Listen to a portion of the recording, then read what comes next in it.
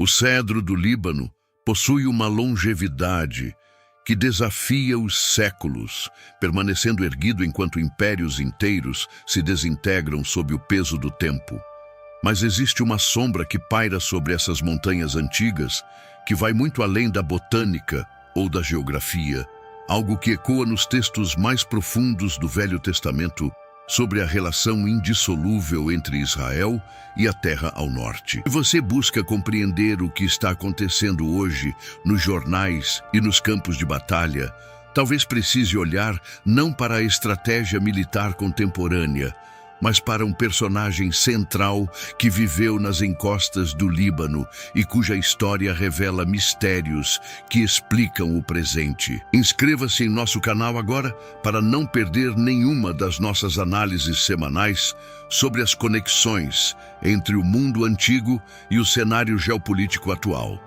Pois hoje vamos desvendar um segredo que estava escondido nas páginas das Escrituras. O personagem que trazemos à tona não é um rei coroado, mas um homem que personifica a própria essência daquelas terras.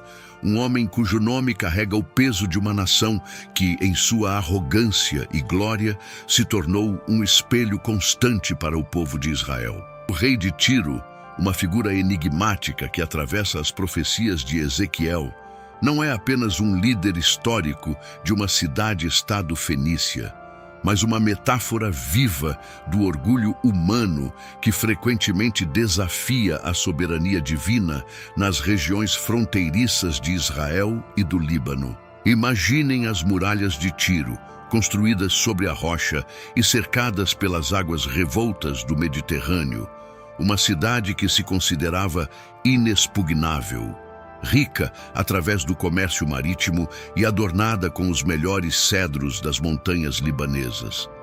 Quando olhamos para a descrição profética deste personagem, percebemos que o seu dilema fundamental era a corrupção pela beleza e pela prosperidade. Ele era o selo da perfeição, cheio de sabedoria e formosura, mas a sua fraqueza residia na convicção de que ele era um Deus sentado no trono de um reino que se estendia como um jardim sobre o Monte Santo de Deus. Este rei de Tiro habitava um espaço que hoje identificamos como o Líbano, e sua trajetória foi marcada pela oposição constante à linhagem de Davi e ao propósito espiritual que Israel deveria cumprir na terra.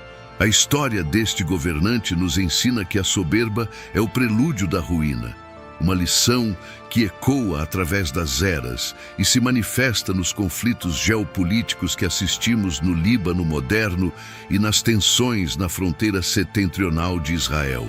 O profeta Ezequiel, ao confrontar a imagem deste rei, não estava apenas descrevendo um homem de carne e osso, mas um símbolo de uma mentalidade que busca autossuficiência e poder absoluto, ignorando as fronteiras espirituais que os antigos profetas estabeleceram. A arqueologia bíblica tem nos mostrado, através das escavações na região, que Tiro era, de fato, um centro de poder que influenciava toda a costa do Levante, e a sua queda não foi apenas um evento militar, mas uma demonstração de que nenhuma estrutura humana, por mais fortificada que seja, pode resistir quando ignora a autoridade daquele que desenhou as fronteiras das nações. O rei de Tiro tornou-se o guardião de segredos que Israel queria esquecer.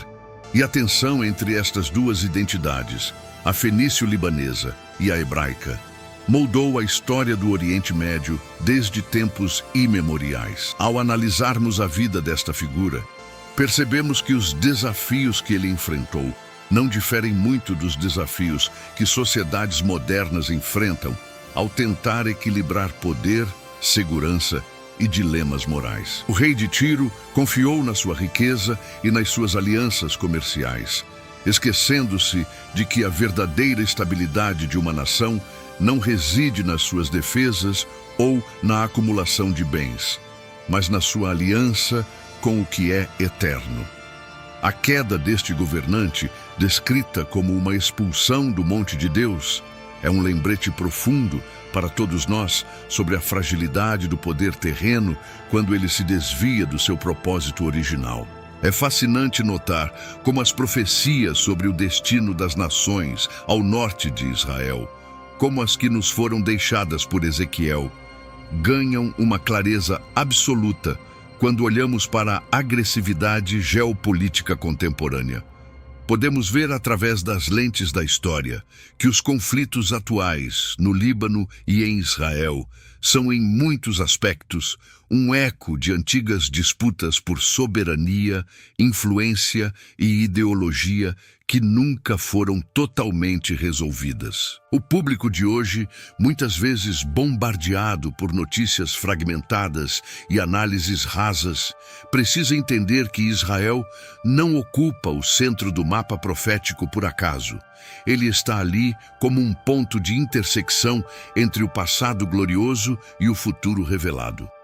Quando estudamos o rei de Tiro, percebemos que a fronteira norte de Israel sempre foi um lugar de provação, onde a fé e a resistência são testadas contra forças que buscam domínio através do medo e da ostentação. A lição espiritual que extraímos desta análise é que, embora possamos nos sentir pequenos diante das turbulências globais ou do poder destrutivo das guerras modernas, devemos manter o foco nos princípios imutáveis que regem a história humana sob a ótica da Bíblia.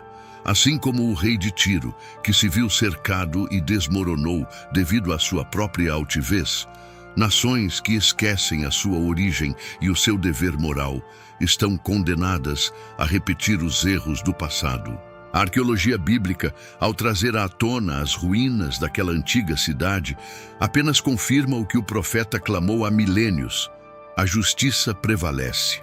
E os cedros, por mais altos que sejam, não podem esconder as verdades ocultas do coração humano. A conexão entre a profecia de Ezequiel e o cenário atual do Líbano não deve ser lida apenas como um exercício acadêmico, mas como uma bússola para aqueles que desejam interpretar o mundo moderno com discernimento espiritual. A cada movimento estratégico naquelas montanhas, a cada declaração de lideranças locais, estamos vendo o desenrolar de narrativas que já foram escritas muito antes de nossos ancestrais. O que nos resta, como observadores e buscadores da verdade, é a responsabilidade de olhar além das manchetes, de mergulhar na profundidade das Escrituras e de compreender que a história, embora cíclica, caminha para uma resolução final que apenas aqueles que estudam as vozes da Bíblia conseguirão antecipar. A tensão entre o que é visível, como as fronteiras militares, e o que é invisível, como as promessas proféticas, é o que torna este momento tão singular e urgente. Estamos vivendo tempos que exigem vigilância, sobriedade e, acima de tudo, um entendimento aguçado sobre o papel de cada nação bíblica no tabuleiro do tempo presente.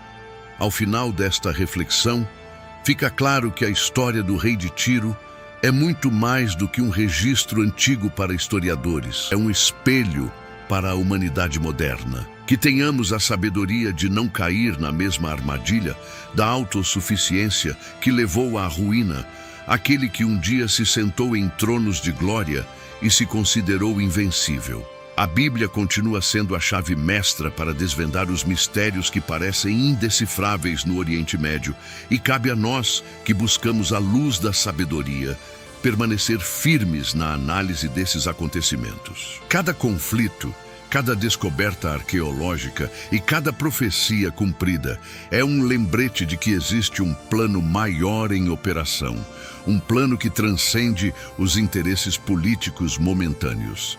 Não permita que o ruído do mundo abafe a clareza da verdade revelada nos textos antigos. Você sentiu que este conteúdo trouxe uma nova visão sobre o que está acontecendo hoje e deseja aprofundar sua jornada de entendimento sobre as profecias e a geopolítica do Oriente Médio?